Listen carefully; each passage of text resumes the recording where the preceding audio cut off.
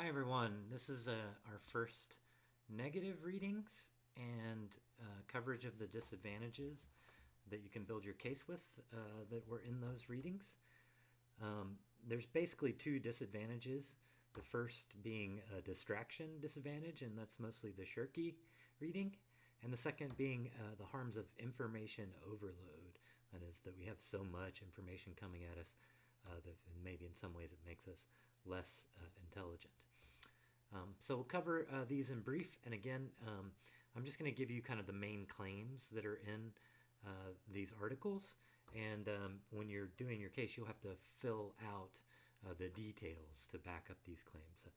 Like, for instance, both of these articles mention different studies or give different reasons for their claims. And you'll need to fill those out as you write your speech.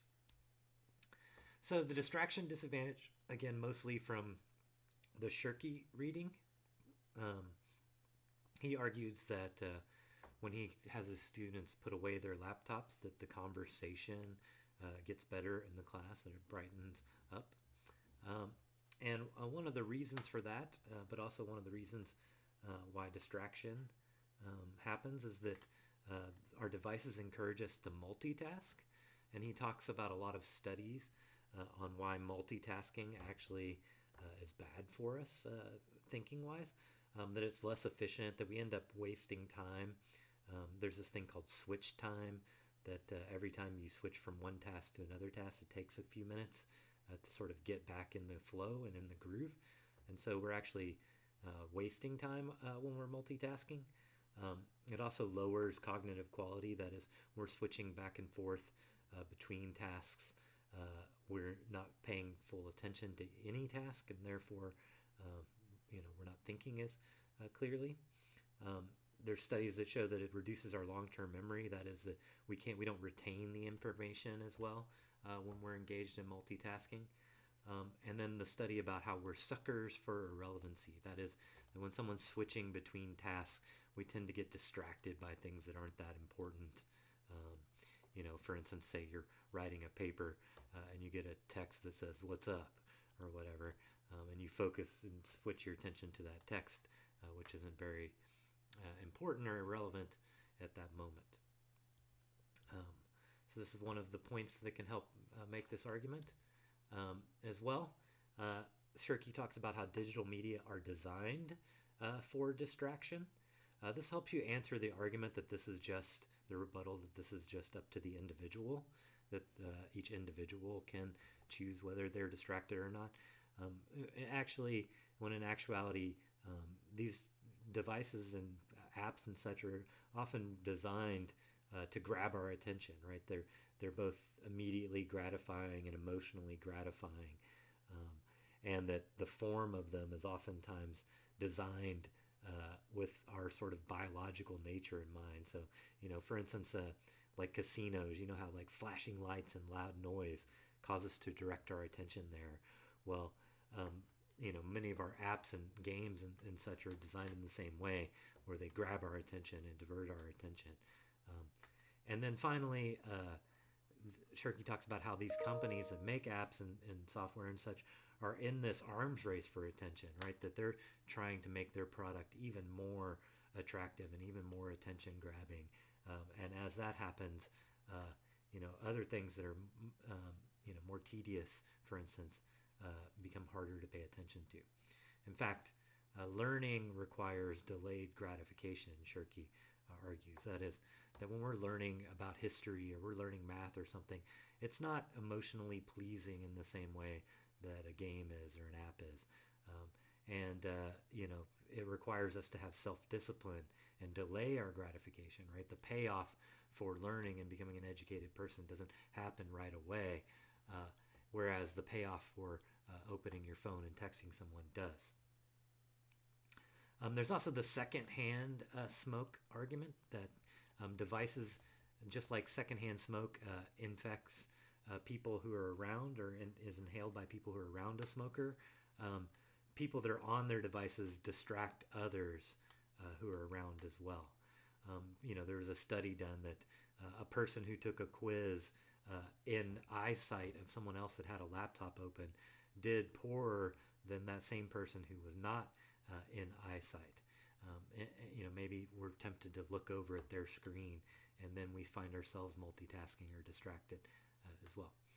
There's another argument related to this that when you have some people open doing other activities on their devices, that it sort of creates an atmosphere or an idea that there's permission to do so, and therefore it sort of snowballs. So again, this isn't just about individual choice, right? If someone else makes the choice, they're distracting you, and when those choices made widely, then it tends to snowball, and everyone tends to go ahead and do it. So that's the disadvantage, the distraction disadvantage from the Shirky reading. The other reading, the Hillis reading, has some impacts of information overload, or he often says the word proliferation, right? That information is proliferating. You just think about, like, you go to your social media feed and how many posts there are and how quickly those posts update over and over and over again. Well, what happens when we have so much information is it becomes harder to distinguish true from false. It's harder to distinguish credible from not credible. And there's some impacts to that information overload on our intelligence. Hillis starts off with the argument that information is not neutral or benign. That is, information, even if it's accurate information or true information, can have impacts beyond just being a fact, right? So, for instance, the sheer amount of information we have, even if it was all accurate information, still makes it harder for us to process it all. So information is not neutral. And the proliferation of information means that it's more important, it becomes more incumbent upon us to make selections of information, right? We scroll through our feed and we're selecting what information to pay attention to and what information not to pay attention to. And when there's so much information, we're having to make more of those choices of selection. And Hillis is arguing that we get worse at making those choices. And in such an environment, misinformation thrives because we can abandon truth for enjoyment. That is, the most shocking or the most entertaining information is what tends to stand out. And obviously misinformation or disinformation, things like conspiracy theories, are more shocking and more entertaining than the truth is oftentimes. And so in such an environment, misinformation tends to thrive. And it promotes extremism, hysteria, herding, or groupthink, and disinformation as well. So there's 3 different ways that happens according to Hillis. The first is when we're making our selections, we tend to make selections based on belief-consistent data. That is, that we pay attention to the things that we already believe are true, and we ignore things that go against those beliefs. Another phrase for this is called confirmation bias. That is when we look out for information that confirms our pre-existing beliefs or ideologies. And motivated reasoning, that is, that when we see new information we disagree with, we engage in reasoning to try to debunk it, to re-secure our previous belief. And obviously, for confirmation bias and motivated reasoning is the opposite of critical thinking, right? We're not really interrogating the claims and the data. What we're doing instead is just looking for stuff that we already agree with. Information proliferation, according to Hillis, accelerates this problem, that when there's so much out there, then we tend to only pay attention to what we agree with because we need to filter through it somehow. It also promotes what are called filter bubbles or echo chambers. That is where, if you're a conservative on social media, you only see conservative posts, or if you're a liberal on social media, you only see liberal posts. And obviously, when we're looking only for stuff we believe in the first place, then we tend to end up in these echo chambers. And the result of this is groupthink, where everyone in the group, say all conservatives are repeating the same claims, all liberals are repeating the same claims, and not really critically thinking things through. and polarization. Obviously, if we too believe what we only want to believe and look for information, the two sides then become more polarized. The second reason information overload or information proliferation causes cognitive problems is selection for negative information. The idea here is that when there is a lot of information out there, we tend to focus on the negative stuff, right? On the stuff that seems dangerous. Hillis argues that there's an evolutionary bias for this, that, if you're walking through the jungle and you see a panther, like our brains are programmed to pay attention to that danger, right, first and foremost, and deal with that before then you start looking at the pretty flowers or whatever. But he argues that proliferation makes this even worse, right? Because think about, you're scrolling through your social media feed and you're looking for what you're going to pay attention to. Well, when there's a lot of information out there, then you're going to have to filter out more of it. And because of our evolutionary bias, we're going to filter out the neutral stuff or the positive stuff and focus more on the dangerous or the negative stuff. This leads to social risk amplification. This is the idea that as a society or a culture, we tend to emphasize the risks of certain things and downplay other things that are actually more risky. So for instance, crime. Crime has been declining in this country for a few decades now. But because it's so negative and because it's filled up on our news feeds and it's filled up in our news programs, the public tends to think that crime is worse than it actually is. And this also leads to a tendency to ignore or downplay counter information, right? I think about like a conspiracy theory, like the QAnon stuff that says that, there's this giant satanic cabal of child sex predators, right? Sounds really scary, sounds really dangerous. And every time, information comes out that contradicts that, or this Q person makes a prediction that doesn't come true, the people that believe it downplay it or ignore that counter information and just reinforce the conspiracy. And part of that is because the conspiracy seems so scary, right? That if it is true, we really do need to pay attention to it.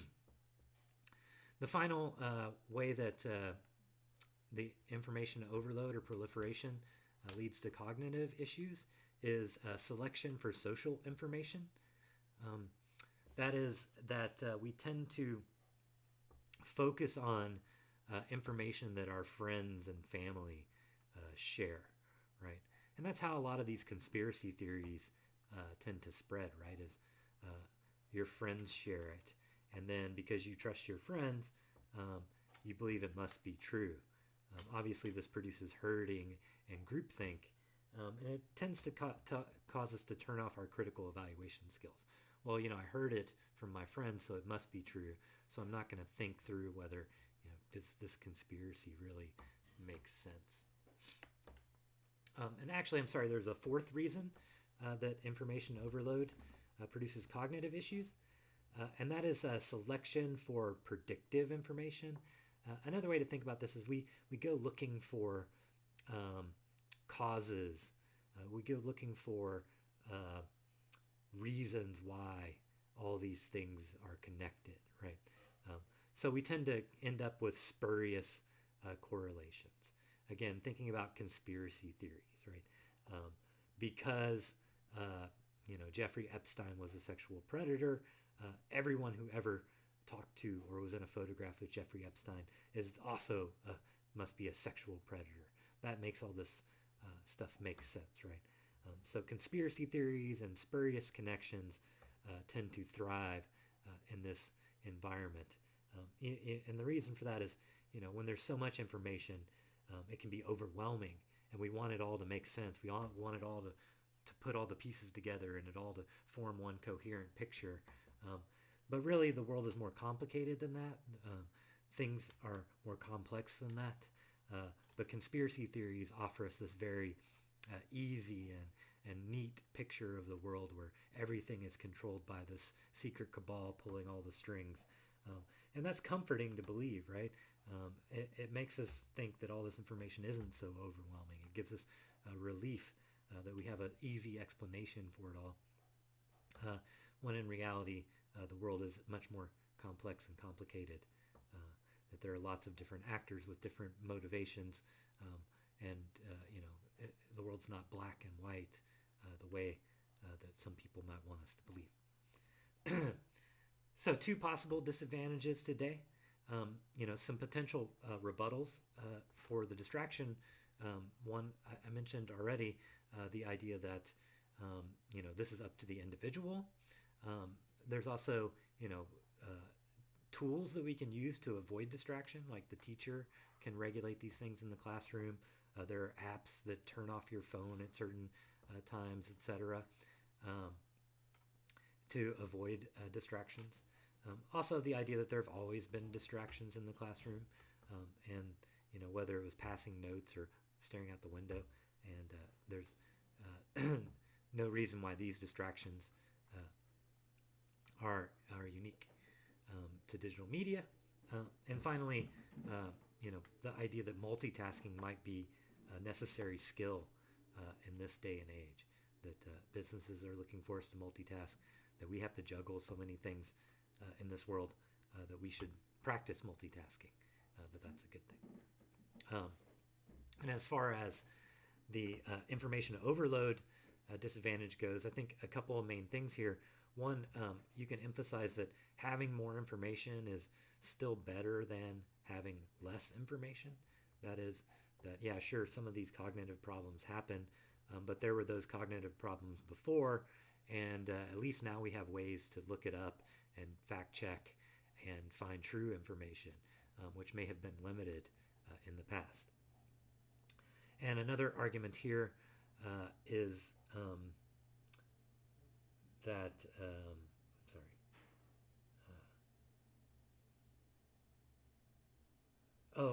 again, that this can be, there's ways to deal with this, right?